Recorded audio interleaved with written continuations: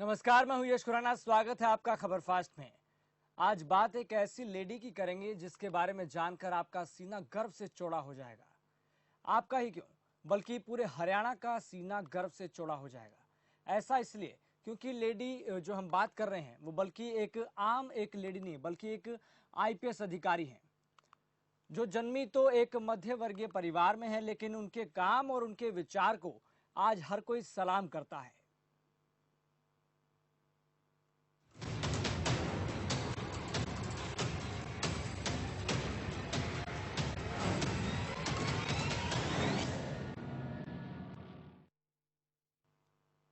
जी हां, जिनकी चर्चा दूर दूर तक है, जिनकी बातें जन जन की जुबान पर हैं, जो गर्व से सीना चौड़ा करके चलती हैं और जिसने हरियाणा का सीना भी चौड़ा कर दिया है, वो और कोई नहीं बल्कि आईपीएस अधिकारी डॉक्टर राजश्री सिंह है।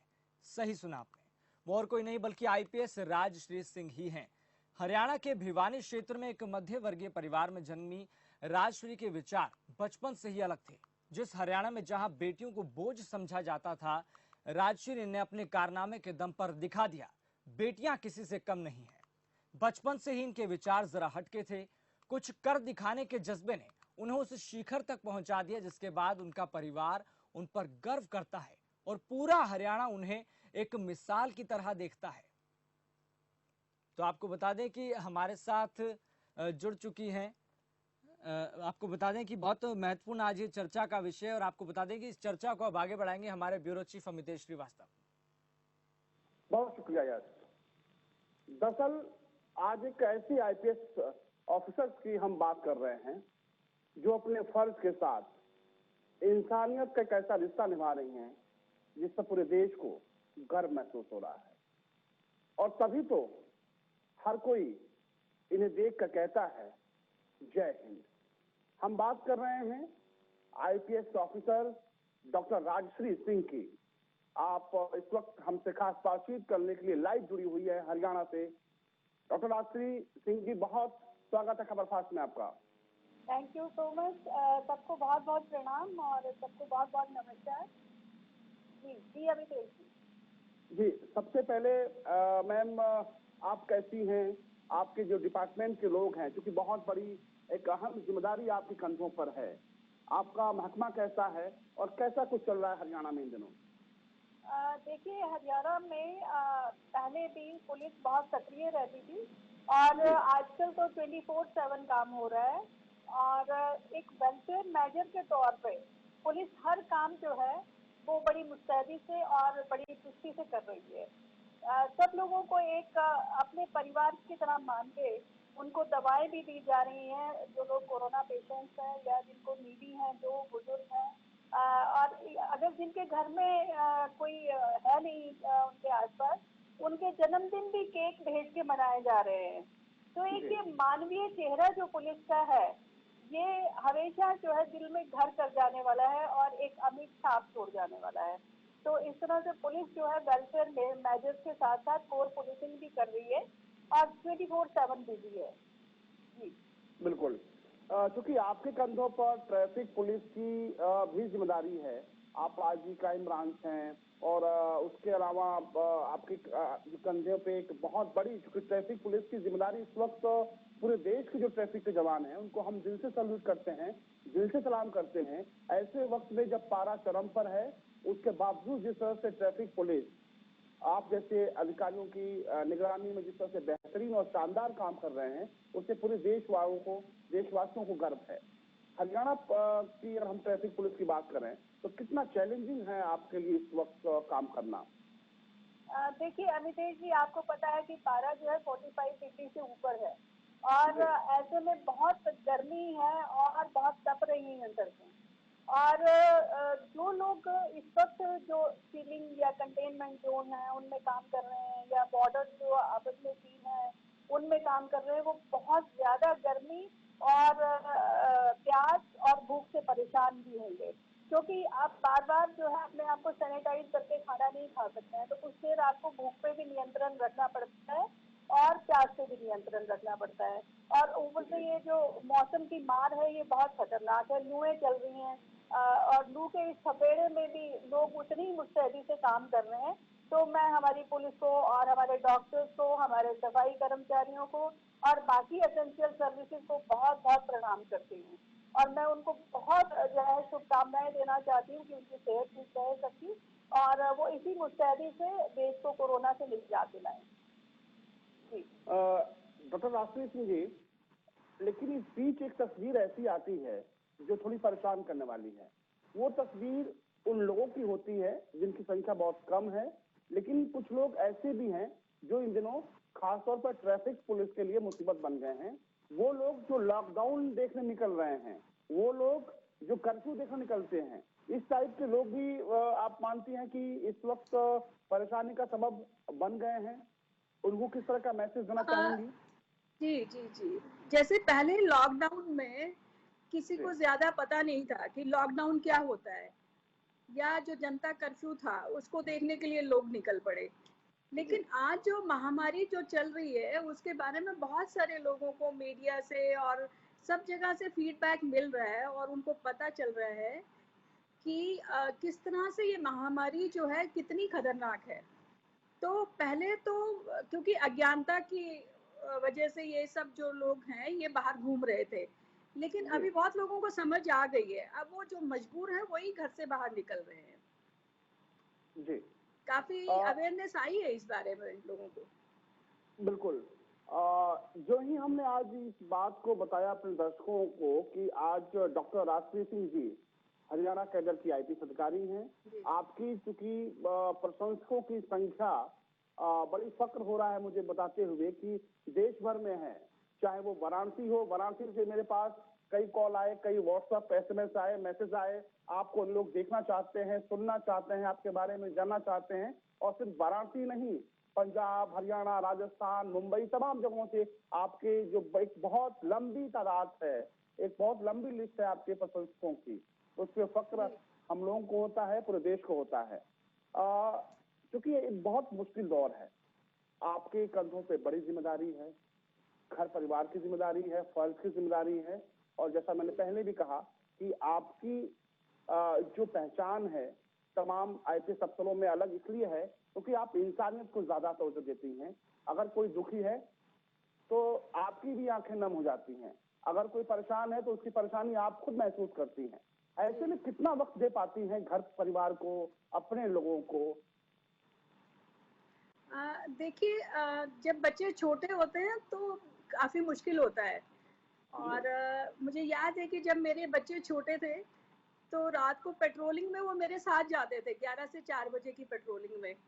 चाहे कितनी सर्दी है और कितना ही खराब मौसम है, धुंध का मौसम है, तो वो गाड़ी में मेरे साथ बैठ जाते थे ब्लैंकेट लेके।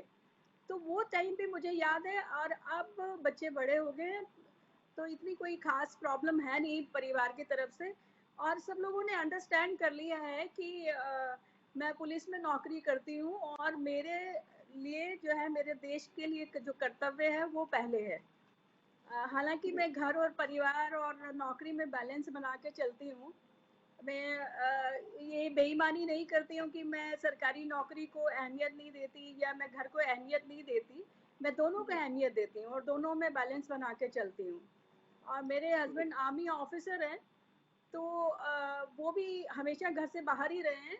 अभी कुछ सालों से हम लोग साथ में रह रहे हैं, तो ये ब्लेसिंग इन डिस्गाइज है कि जब मैं घर में नहीं होती हूँ तो शाम को वो बच्चों के साथ होते हैं। लेकिन अब बच्चे बड़े हो गए हैं, अब उन्हें कोई ज़्यादा ज़रूरत है नहीं। अब मैं पूरा टाइम जो है अपने ऑक्यूपेशन को दे सकती हूँ, अपने प्रोफेशन को दे सकती हूँ या लोगों को दे सकती हूँ।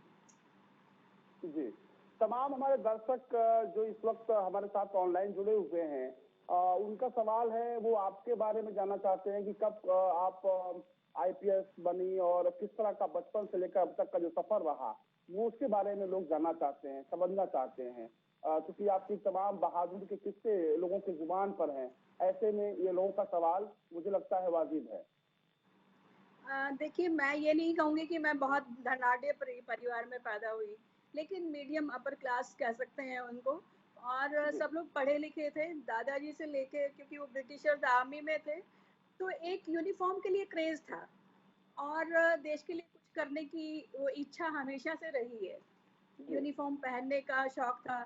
तो डॉक्टर बन के सेवा करना चाहती थी और डॉक्टर बनी भी। मैंने बीएमएस किया है और 1990 में एज डायरेक्ट डीएसपी मैंने ज्वाइन किया था हमारे स्टेट में। और उसके बाद जो है 99 में इंडक्शन हुआ आईपीएस में।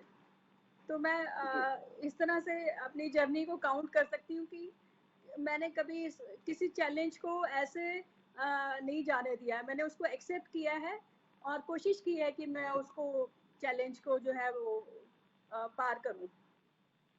बिल्कुल। आपके बारे में एक बात और भी देश भर में चर्चाएं होती हैं कि आप सामाजिक बुराइयों पर खुलकर हल्ला बोलती हैं, सामाजिक बुराइयों पर आप प्रहार करती हैं, चाहे वो भ्रूण हत्या का इश्यूज हो, चाहे वो दहेज प्रथा का इश्यूज हो, ऐसे मुद्दे आपको बर्दाश्त नहीं होते हैं। जी, ऐसे में कई बार मुझे प्रो वुमेन भी लेबल लग जाता है, लेकिन मैं सबको और सबके दर्द को अंदर से महसूस करती हूँ और फिर मैं अपने आप को उस जगह पे रख के देखती हूँ कि अगर मैं उस महिला की जगह होती तो मैं कैसा सोचती और मेरे साथ क्या होता। तो इसलिए दहेज के लिए और भ्रूण हत्या के लिए मैं जितना लोगों को अवेयर कर सकती हूँ उतना करती हूँ।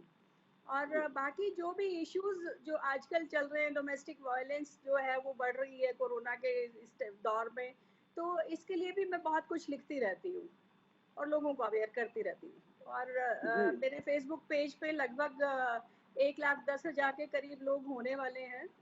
तो मेरे फॉलोवर्स जो हैं देखते जरूर हैं और पढ़ते हैं, तो फिर कुछ ना कुछ कहीं माइंड सेट में और दिमाग में फिक्स होती है वो चीज़ कि अगर किसी ने कुछ बताया है तो कहीं ना कहीं वो सबकॉन्शियस माइंड में घर कर जाती है, तो कुछ अच्छी चीज़ सीखते हैं लोग। बिल्कुल। फॉलोअर्स की संख्या मुझसे बेहतर कोई नहीं समझ सकता आपकी, डॉक्टर राजश्री सिंह जी, क्योंकि मेरे जो मोबाइल के व्हाट्सएप एसएमएस भरे पड़े हुए हैं। वाराणसी से अगर नाम गिनना शुरू करूं तो बनारस से शुरू हुआ ये सफर, गुड़गांव, राजस्थान, पंजाब, हरियाणा, मध्य प्रदेश, हर जगह से आपके चाहने वाले लोग हैं। उनके इतने सारे सवाल हैं कि ये प्रोग्राम हमको 1-2 घंटे भी अगर लाइव करें तो भी छोटा पड़ जाएगा, लेकिन फिर कभी मौका मिलेगा तो हम लंबी बातचीत करेंगे। मैम, एक बात और भी आपके बारे में कहा जाता है कि जो आपके अधीनस्थ कर्मचारी हैं, जो आपके जूनियर्स हैं, वो भी, उनके साथ भी अगर कहीं भी जुल्म ज्यादती हुई या फिर उनके सुख दुख में बहुत एक परिवार की तरह आप पार्टिसिपेट करती हैं, वो बहुत खूबसूरत पल होता होगा उनके लिए, क्योंकि आप एक बड़ी अधिकारी हैं उनकी, और जिस तरह से आपका व्यवहार है, तमाम आपके जो अधीनस्थ कर्मचारी हैं उनसे भी मेरी बात हुई, हमने समझने की कोशिश करी आपको, उनके जो जवाब थे उनको सुनकर दिल खुश हो गया। सब आपके काम की तारीफ करते हैं और ये कहते हैं कि डॉक्टर राजश्री सिंह जी, जब हम दुखी होते हैं तो उनकी आंखें नम पहले होती हैं और जब हम खुश होते हैं तो उनके चेहरे पर मुस्कुराहट होती है। जी, देखिए ऐसा है कि फर्स्ट ऑफ ऑल तो we are all human beings और मैं बेसिकली एक डॉक्टर हूँ और जब हम पढ़ते थे तो यही सीखा था कि सामने वाले की अगर आप पूरी बात सुन लो तो आधा तो उसका वैसे ही कम हो जाता है और आधा आप ऑफिसर होने के नाते दूर कर सकते हैं, या नहीं भी कर सकते तो अगले का जो मन का गुबार है वो निकल जाता है। और पुलिस ऑर्गेनाइजेशन एक बहुत बड़ा परिवार है और उस परिवार के सभी लोग सदस्य हैं और जो भी काम हम करते हैं उसका क्रेडिट सबको जाता है। इससे टीम वर्क, और ये टीम वर्क में हर आदमी को शाबाशी मिलनी चाहिए नीचे से लेके ऊपर तक। आज जो हमारे जवान जितना काम कर रहे हैं वो सबको दिखाई दे रहा है और आज ह्यूमन जो फेस जो फेस वैल्यू जो हमारी पुलिस की है वो बढ़ रही है, वो बहुत अच्छी जो है छवि हमारी उभर के आ रही है। ये सारा श्रेय जो है जो ग्राउंड लेवल पे काम करते हैं जो लोग, उनको जाता है और उनको बहुत बहुत सैल्यूट है कि इतनी गर्मी और इतने ऐसे माहौल में वो काम कर रहे हैं जो डर के माहौल में बाकी लोग घर से बाहर नहीं निकलना चाहता है कि जो कोरोना ना आ जाए या वो कोरोना से जो पीड़ित ना हो जाए, लेकिन हमारे लोग जो हैं आज भी डट के मुकाबला कर रहे हैं हर परिस्थिति का। जी बिल्कुल, और बिल्कुल ठीक कहा आपने। और पूरे देश की अगर अलग अलग राज्यों की पुलिसिंग की बात करें तो सभी को मेरा दिल से सलाम है, क्योंकि वाकई बिल्कुल ठीक कहा आपने। ग्राउंड जीरो पर जिस तरह से पुलिस बहादुरी के साथ काम कर रही है, अपने घर परिवार को छोड़कर, जिस तरह से हमारे और आपके हिफाजत के लिए पुलिस के जवान जुटे हुए हैं, चाहे वो एक कांस्टेबल हो, जवान हो, सब इंस्पेक्टर हो, आई टी अधिकारी हो, सबको दिल से सलाम है। एक चुनौती, चूंकि ये सवाल आपसे इसलिए हम बनता है, आप आईजी क्राइम के पद पर भी हैं, बहुत महत्वपूर्ण पद है। एक व्हाट्सएप मैसेजेस का जिस तरह से इन दिनों चलन हो रहा है, तमाम ऐसे मैसेज, तमाम ऐसी अफवाहें जो एक छोटी सी जगह से शुरुआत होती है, लेकिन वो अफवाह बड़ा रूप ले लेती है। तमाम जगहों पे हमने देखा है कि वो बहुत विकट स्थिति उत्पन्न कर दे रही है। इन दिनों लोग घरों में हैं और व्हाट्सएप मैसेज जिस तरह से आ रहे हैं उसी तरह से वो फॉरवर्ड हो रहे हैं। ये कितना चुनौती है आपके लिए और पुलिस डिपार्टमेंट के लिए? देखिए, ये साइबर लॉज भी हैं और सब लोगों को समझना चाहिए कि अफवाहें फैलाएं नहीं, क्योंकि वो अल्टीमेटली देश के लिए और मानवता के लिए खराब है और बहुत ज़्यादा वो लोगों को भ्रमित करती हैं। तो ऐसे में जो है 66D जो है साइबर लॉज का, वो है इसमें जो काम करता है। और दूसरा जो है आजकल वेलफेयर फंड्स के नाम से लोग पैसे इकट्ठे कर रहे हैं, जो भी अभी पनिशेबल है। और डिजिटल सिग्नेचर, किसी के नाम से भी सिग्नेचर कर देना, फेक सिग्नेचर कर देना, ये सारा जो है आईटी एक्ट में आता है। और दूसरा जो है, जो ये इस तरह की अफवाहें फैलाते हैं लिखित में या सोशल मीडिया पे, तो उसमें 505 एक भी लगता है आईपीसी का। तो ऐसे में लोग जो है सावधान होके फॉरवर्ड करें, जो भी कुछ है, जो कुछ उनके पास आया है, पहले उसको वेरीफाई करें, उसके बाद उसको वायरल करें, तो तभी कुछ होगा। वरना अफवाहें फैलाने से तो देश की जड़ें कमजोर होती हैं। और एक भ्रामक जो डर है जो वो फैलता है, और ये अफवाहें जो है बहुत जो है इस तरह से समाज में एक भ्रामक तथ्य फैलाती है, तो वो किसी के लिए भी अच्छा नहीं है।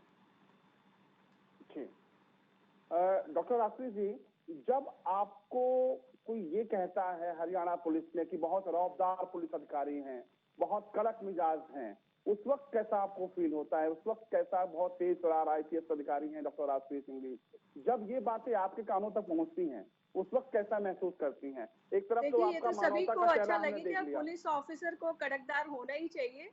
और बाकी ये है कि after all we are also human being, हमारे में भी मानवीयता है। तो ऐसे डरने की बात नहीं है। डरे तो चोर डरे या जो क्रिमिनल्स हैं वो डरे, वो अच्छा लगता है। लेकिन जो आम आदमी है जिसने कुछ नहीं किया गलत, वो उसको डरने की जरूरत नहीं है। तो उसके लिए तो हम बहुत हेल्पफुल हैं जी। उनको डरने की जरूरत नहीं है जिन्होंने कोई क्राइम नहीं किया है। जी जी, बहुत बातें करनी है आपसे मैम, और मुझे कुछ सवाल भी लेने पड़ रहे हैं। क्योंकि सवाल इसलिए लेने पड़ रहे हैं, लगातार लोगों के मैसेज आ रहे हैं, लोगों के कॉल आ रहे हैं, तो मुझे लगता है कुछ सवाल आपको सुनाते हैं। कुछ लोग आपको आपसे बातें करना चाहते हैं, समझना चाहते हैं, जानना चाहते हैं आपके बारे में। कुछ सवाल लेते हैं, कुछ लोगों के सवाल आए हैं, फिर उसके बाद से बातचीत का जो सिलसिला है आगे बढ़ाएंगे। नमस्कार मैम, मैं संदीप सिंह लुधियाना से। मैं आपसे ये पूछना चाहता था, क्या घर पे भी आपका व्यवहार महिला अधिकारी जैसा है या फिर आम महिला जैसा? आम महिला जैसे ही व्यवहार होता है, घर में कोई ऑफिसर नहीं होता है। घर में महिला बन के ही रहना पड़ता है, एक माँ बन के, एक बहन बन के, एक पत्नी बन के, एक बहू बन के ही रहना पड़ता है। जो आपने वर्दी पहनी है वो बाहर वालों के लिए है, वो आपकी ऑफिशियल कैपेसिटी में है, और उसको वहीं छोड़ के आ जाना चाहिए। उस प्राउड को या उस गर्व को या घमंड को, उसको अलग रखना चाहिए। सवाल था जी, एक मासूम बच्चे हैं, ये हमारे बहुत अच्छे दर्शक भी हैं, हमारे शो को बहुत पसंद करते हैं, पंजाब से ही हैं, अविराज सिंह हैं, मासूम बच्चे हैं, 4.5 साल इनकी उम्र है, कुछ कहना चाहते हैं आपसे, सुन लेते हैं इनको। मैं अविराज सिंह हूँ, आप जो ये ऑफिसर हो, मैं भी आपके जैसे वो ऑफिसर बनना चाहता हूँ। आप कितनी पढ़ाई करोगे? Thank you. बिल्कुल, इनका कहना यह था, देखिए मैंने पहले भी कहा था कि आपके प्रशंसकों की बहुत लंबी सूची है और ये शो मुझे कई घंटे बढ़ाने पड़ेंगे। और ये मासूम बच्चे हैं, शायद पुलिस की वर्दी देखकर तमाम लोग, बच्चे, बड़े बड़े लोग अपनी बातें न कह पाते हों, लेकिन आपका ये छोटा प्रशंसक आपसे सवाल कर रहे हैं। इसका सवाल ये था कि आपको कब ख्याल आया कि आप आईपीएस अधिकारी बने, और आपकी पढ़ाई के बारे में कह रहे हैं, उन्होंने सुना जी है जी कि जी आप पढ़ती खूब हैं, अभी भी आप जी पढ़ाई कर रही हैं, तो वो कह रहे जी हैं जी कि इतना मैं पढ़ाई क्यों करती हैं आप? देखिए, पढ़ना मुझे अच्छा लगता है और बचपन से ही मुझे शौक था यूनिफॉर्म पहनने का, क्योंकि हमारे पैटर्नल और मैटरनल फैमिली दोनों में फौज में बहुत लोग थे। मामा और नाना और दादा और चाचा वगैरह सब फौज में थे, एयरफोर्स में भी थे। तो यूनिफॉर्म पहनना अच्छा लगता था, उनको देख के बड़ा गर्व फील होता था। और साथ में एक मैंने बचपन में हकीकत पिक्चर देखी थी, उसमें माला सिन्हा जो है डॉक्टर थी और यूनिफॉर्म में थी, और वो फ्रंट में जाके फौजियों की सेवा कर रही है। तो वहां से एक जैसे ये छोटा बच्चा है, ये इंस्पायर हो सकता है वर्दी को देख के, उसी तरह से मैं भी ये कह इंस्पायर भी हुई। रहे हैं, ये कह भी जी रहे हैं, ये कह भी रहे जी हैं कि मुझे आप जैसा बनना है। Very nice, very nice, very nice. जी। मुझसे भी अच्छा बने। जी। जी, बिल्कुल। तो वो कुछ शुरू और भी से एक लोग हैं। वर्दी का शौक था। जी, आप कुछ कह रही थी, कोई फिल्म आपने देखा था उसको? जी हकीकत फिल्म थी, उसमें माला सिन्हा डॉक्टर थी एएमसी में। जी, बिल्कुल। तो उनको कुछ देख और के मैं सवाल भी हैं। इंस्पायर हुई। और उसके बिल्कुल। बाद उड़ान सीरियल देखा जब मैं पढ़ाई कर रही थी, तो डॉक्टर वो कल्याणी सिंह जो है वो करेक्टर थे, आईपीएस जी ऑफिसर, उनको देख के मैं इंस्पायर हुई। तो मैंने कहा वर्दी का जो जॉब है वो करना है, किसी ना किसी तरह से कंपटीशन में पास हो रहा है। तो बहुत मेहनत बिल, करके यहाँ तक पहुंचे हैं। बिल्कुल। और जी हम लोग यही दुआ करेंगे कि आप और भी, आपका प्रमोशन हो, आप तरक्की पाएं, और जिस तरह से जिंदा दिली से आप इस वर्दी को का जो फर्ज है निभा रही हैं, वो और बेहतर तरीके से निभाएं। क्योंकि आप एक डॉक्टर्स भी हैं। जी कोरोना को लेकर जी क्योंकि एक बड़ी जिस तरह से खौफ का माहौल बनाया गया है, खासतौर पे हर घरों में भी कोरोना को लेकर जिस तरह से माहौल क्रिएट किया गया है, आपसे आईपीएस अधिकारी के रूप में नहीं, थोड़ा सा यहाँ पे आपकी भूमिका को हम बदल सकते हैं, अगर आपकी अनुमति हो तो। बात और डॉक्टर की अगर हम बात करें, तो डॉक्टर के जी रूप में आप क्या लोगों को राय देना चाहेंगी, क्या सजेशन देना चाहेंगी कोरोना को लेकर? कितने घबराने की जरूरत है, या फिर एहतियात बरतने की जरूरत है? देखिए, घबराने से तो कोई बात बनेगी नहीं। जो भी मुसीबत आई है उसको बोल्डली फेस करना चाहिए। और जी एक दिमाग में चीज रखना चाहिए कि हम स्वस्थ हैं। जब तक हम जी अपने आप को बीमार समझेंगे तो इस बीमारी से हमें निजात नहीं मिलेगी। जी और दूसरा ये है कि आयुर्वेद में काढ़े बताए गए हैं, और वो उसमें एक बहुत अच्छा काढ़ा जो है वो आयुष ने भी प्रमोट किया है। तुलसी और काली मिर्च और हल्दी, अदरक, लहसुन का पानी में उबाल के उसको आधा जब रह जाए तो वो काढ़ा जो है दिन में 2 बार पिए। तो ये इम्यूनिटी आपकी बनती है इससे। अगर जिसकी इम्यूनिटी अच्छी होगी उसको कोई बीमारी तंग नहीं कर सकती है। दूसरी बात ये भी है कि आपने कुछ नुस्खे बताए हैं मैम लोगों को। जी उन नुस्खों जी की पूरे देश भर में बहुत तारीफ हो रही है, बहुत चर्चाएं हो रही हैं। उन जी नुस्खों जी के बारे में थोड़ा सा जानकारी दे दो तो बेहतर होगा। देखिए, हमें मैदा नहीं खाना चाहिए, जी मोटा खाना खाना चाहिए। जो गेहूं हो वो थोड़ा मोटा हो, मैदा के रूप में नहीं हो। जैसे पिज्ज़ा, बर्गर और जो बाहर की चीज़ें हैं उसको नहीं खाना चाहिए, क्योंकि वो बहुत टाइम लगाती हैं डाइजेस्ट होने में। जो चीज़ें फटाफट डाइजेस्ट होती हैं वो बहुत जल्दी खून में आपके विटामिन्स और वो सब पहुंचा सकती हैं। दूसरा, जी गुड़ का सेवन जितना कर सकते हैं उतना करें, चीनी का कम करें। चीनी जी जो है वो अच्छी नहीं होती है। जी और ऐसे ही जो है आप योगा प्राणायाम करें, और आप साइकिलिंग करें, घर में वॉक करें अगर आपके घर में स्पेस है तो। और जी इन्हीं चीज़ों का ध्यान रखना ज़रूरी है कि आप अपनी सेहत को हमेशा ध्यान में रखें और जी एक्सरसाइजेज करें। बिल्कुल। और कुछ बहुत ही उपयोगी बातें आपने कही है, और हम उम्मीद करेंगे कि जो दर्शक हैं जो इस वक्त आपको देख रहे हैं लाइव, वो इन बातों का जी ख्याल रखें, और कोरोना जैसी बीमारी से निपटने के लिए तमाम जो आपने उपाय बताए हैं उन उपायों पर अमल करें। कुछ जी आप चूंकि लिखती भी हैं, बहुत सुंदर लिखती हैं, और चूंकि आप में इतने गुण हैं कि अलग अलग उसको डिफाइन करने में भी बहुत वक्त लगेगा मुझे लगता है। अच्छा लिखती भी हैं और बात लिखने की जब अपने जवानों पे आए तो और अच्छा सुंदर लिखा आपने।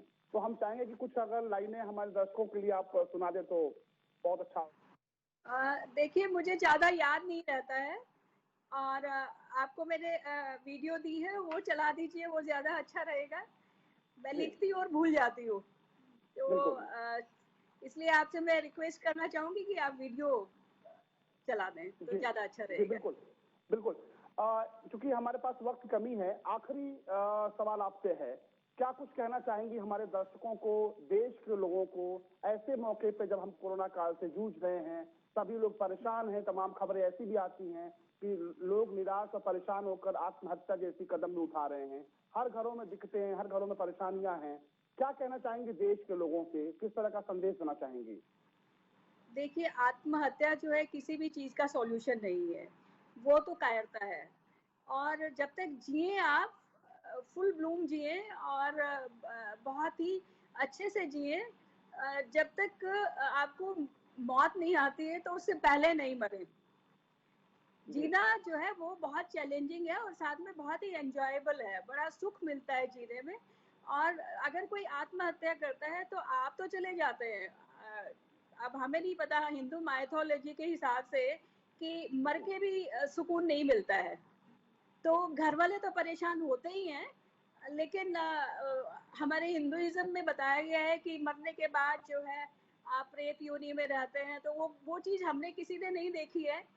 तो पर ये किसी भी चीज़ का हल नहीं है, इतना हमें सबको पता है। और आत्महत्या बहुत बड़ी कायरता है। कितना भी कुछ हो बिल्कुल जाए, अगर इंसान जिंदा है तो वो सब चीज़ों से लड़ सकता है, अपनी एक्सप्लेनेशन दे सकता है, अपने लिए फाइट कर सकता है, अपने लिए न्याय की मांग कर सकता है। तो ऐसी चीज़ों से बचना चाहिए। बिल्कुल। चूंकि आप तमाम लोगों के रोल मॉडल हैं, आखिरी सवाल मुझे लगता है कि उन महिलाओं के लिए भी आपको एक छोटी सी टिप्स देनी होगी जो अपने को घरों में कैद कर रखती हैं। वो सोचती हैं कि बस उनकी जिंदगी जो है वो चारदीवारी तक ही सीमित है। उन लोगों को, उन महिलाओं को क्या कहना चाहेंगी?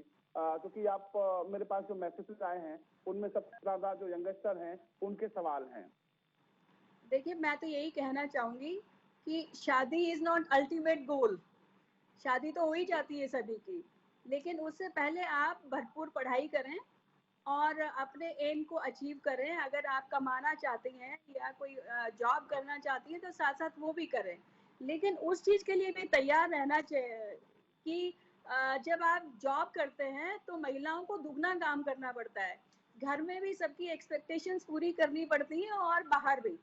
अगर आप उतना सेक्रीफाइस करने के लिए तैयार हैं तब तो जॉब कीजिए, अदरवाइज आपकी पढ़ाई कहीं ना कहीं बच्चों को आप पढ़ाएंगी घर में। और अगर आप पढ़े लिखे होंगे तो आपको कोई जो है ह्यूमिलिएट नहीं कर सकता है कि आपको कुछ पता नहीं है या आप में अज्ञानता है।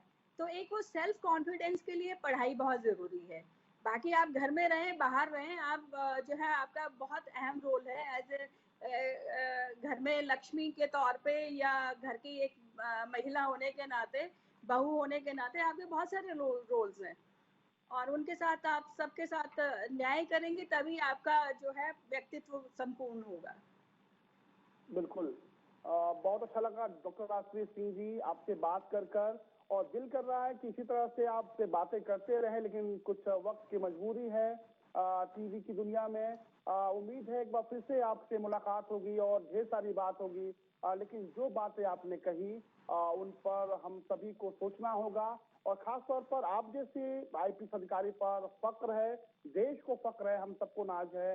उम्मीद है कि आप इसी तरह से देश की सेवा करते रहेंगी और इसी तरह से इंसानियत की मिसाल पेश करती रहेंगी। मेरे अमितेश जी, साथ मैं कुछ बस रिक्वेस्ट करना चाहूंगी सभी दर्शकों से जी कि ये जो वक्त है ये बहुत चैलेंजिंग है और इसमें सभी लोग, कुछ लोग फ्रस्ट्रेट हो रहे हैं, कुछ लोग डिप्रेशन में हैं, कुछ लोग तनाव में हैं।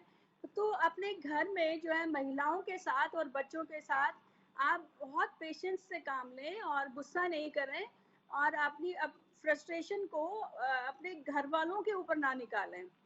और जी आप बड़े शांति से, क्योंकि सब लोग इस फेज को बहुत ही एक योद्धा के तौर पे फेस कर रहे हैं और सब लोगों को सेम टाइप की प्रॉब्लम है। इस एरा में जो है, इस फेज में बहुत डोमेस्टिक वायलेंस हो रहा है जो बहुत निंदनीय है। मैं सोचती हूँ कि आदमी के पास जब वर्ड्स कम हो जाते हैं, जब वो अपने विवेक से काम नहीं लेता है, तो वो दूसरे को प्रताड़ित करता है और दूसरे के ऊपर हाथ उठाता है। तो ये बहुत निंदनीय है। प्लीज ऐसा मत करिए आप लोग, महिलाओं के साथ, बच्चों के साथ। वो आपका पार्ट एंड पार्सल है, आपका परिवार है। तो मेरी यही जो है ना सबसे उम्मीद है कि ऐसा आगे से नहीं होगा। बिल्कुल, और हम भी यही रिक्वेस्ट करेंगे सभी से कि ये मुश्किल दौर है, कट जाएगा, टल जाएगा। आप सभी अपना ख्याल रखें। बहुत शुक्रिया डॉक्टर राजश्री सिंह जी, आपने खबर फास्ट को अपना कीमती वक्त दिया। हम उम्मीद करते हैं कि आप इसी तरह से देश और की जो सेवा है वो करते रहें और इंसानियत का फर्ज निभाते रहें।